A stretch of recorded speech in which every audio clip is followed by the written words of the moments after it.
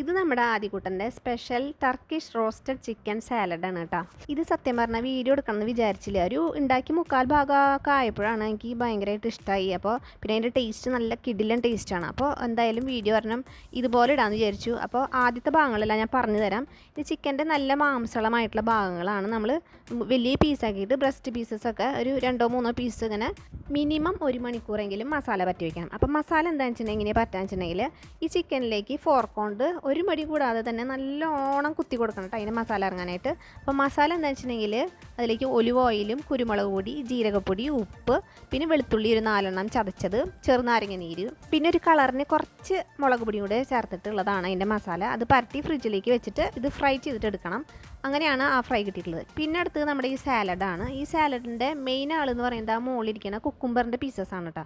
അതെങ്ങനെയാണ് ഉണ്ടാക്കുകയെന്ന് വെച്ചിട്ടുണ്ടെങ്കിൽ ഈ കുക്കുംബറിനെ നമ്മൾ ഒരുപാട് കാലം ഉപ്പിലിട്ട ഒരു ടേസ്റ്റ് കിട്ടാൻ വേണ്ടിയിട്ട്, സോഫ്റ്റനാക്കി കിട്ടാൻ വേണ്ടിയിട്ട് നല്ല തിളച്ച വെള്ളത്തിലേക്ക് ഈ കുക്കുംബറിനെ നമുക്ക് ഇട്ട് കൊടുക്കുക. എന്നിട്ട് അത് 2 മിനിറ്റ് ഇട്ടതിന് ശേഷം അതൊന്ന് സോഫ്റ്റ് ആവും. അതെടുത്തിട്ട് 2:1 റേഷ്യോയിൽ, അതായത് 2 ഗ്ലാസ് വെള്ളം ആണെങ്കിൽ 1 ഗ്ലാസ് വിനീഗർ അതിലേക്ക് ഇട്ട് വയ്ക്കുക.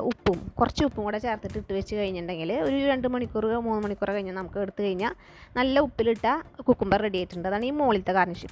പിന്നെ ഇതിലേക്ക് വരുന്നത് ആ കുക്കുംബർ നേരത്തെ വെക്കണതിൻ്റെ അടിയിൽ കാണുന്ന സാലഡാണ്. ഈ സാലഡ് എങ്ങനെയാണ് ഉണ്ടാക്കാന്ന് വെച്ചാൽ നമുക്ക് ഇഷ്ടമുള്ള പച്ചക്കറികളും നമുക്ക് ഇഷ്ടമുള്ള നട്ട്സൊക്കെ ഇട്ടിട്ടുണ്ടാക്കാം. നമ്മളിവിടെ ചേർത്തിരിക്കുന്ന പച്ചക്കറികൾ എന്താണെന്ന് വെച്ചിട്ടുണ്ടെങ്കിൽ കുക്കുംബർ, ക്യാരറ്റ്, തക്കാളി, പിന്നെ ഇതിലേക്ക് ചോളം ചേർത്തിട്ടുണ്ട്, കോൺ.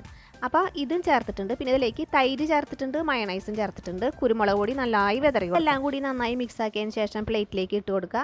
1-2 പുതിനയില ഇട്ടിട്ട് കൈകൊണ്ട് തിരുമ്മിയിട്ടൊന്ന് നന്നായിട്ട് ഗാർണിഷ് ചെയ്ത് കൊടുക്കുക. പിന്നെ ഇത് ആ ചിക്കൻ പീസസ് ഇതുപോലെ കട്ട് ചെയ്തതിന് ശേഷം നിരത്തി വെച്ച് കൊടുക്കാം.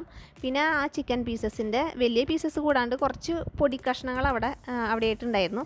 അപ്പോൾ നമ്മൾ ആ പൊടി കഷ്ണങ്ങൾ ഒന്നും കൂടി പൊടിയാക്കി നല്ലോണം ഇതുപോലെ തന്നെ ചെറിയ ചെറിയ കഷ്ണങ്ങളാക്കിയിട്ട് ആ സാലഡിൻ്റെ മുകളിലേക്ക് ഒന്ന് നന്നായിട്ട് വിതറി കൊടുക്കുക.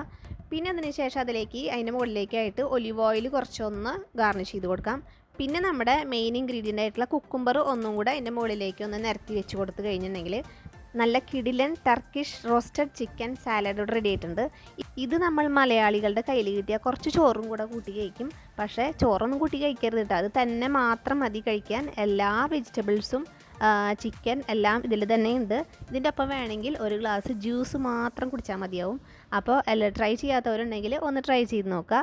അതല്ല ഈ വീഡിയോൻ്റെ ഡീറ്റെയിൽ ആയിട്ടുള്ള വീഡിയോ ഇടണമെന്നുണ്ടെങ്കിൽ പറഞ്ഞാൽ മതി. പിന്നീട് നമുക്ക് എപ്പോഴെങ്കിലും ഇടാം. അപ്പോൾ നമുക്ക് അടുത്ത് നല്ലൊരു വീഡിയോ ആയിട്ട് ഇനി കാണാം.